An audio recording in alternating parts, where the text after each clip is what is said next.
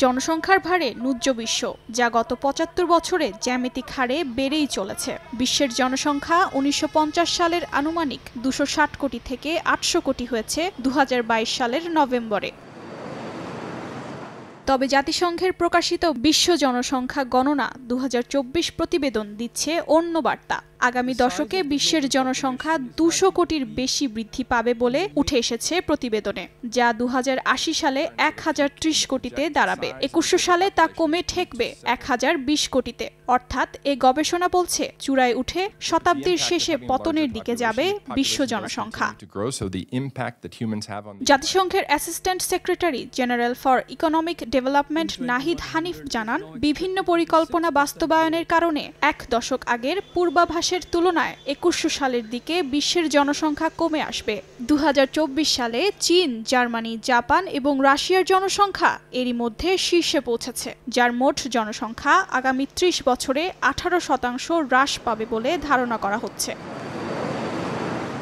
এখন জন্ম সনদ দিয়ে খোলো বিকাশ স্টুডেন্ট অ্যাকাউন্ট।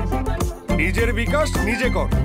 রিপোর্ট অনুযায়ী চায়না, জাপান, জার্মানি, রাশিয়া সহ বিশ্বের ৬৩টি দেশ জনসংখ্যা বৃদ্ধির চূড়ায় অবস্থান করছে। তা আগামী ৩০ বছরে ১৪% নেমে আসবে। এদিকে ব্রাজিল, ইরান, তুরস্ক সহ আরও ৪৮টি দেশ ২০২৫ সাল থেকে ৫৪ সালের মধ্যে চূড়ায় পৌঁছে যাবে। অন্যদিকে আফ্রিকার ৯টি দেশে এ সময় জনসংখ্যা দ্বিগুণ হবে।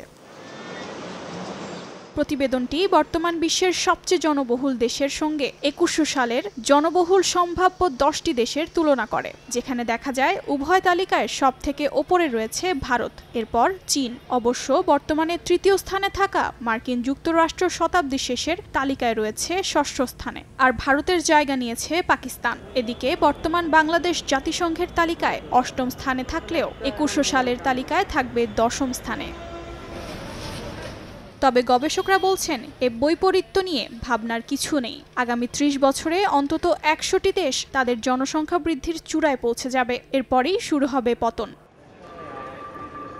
অর্জিতা শেহজিন, সময় সংবাদ।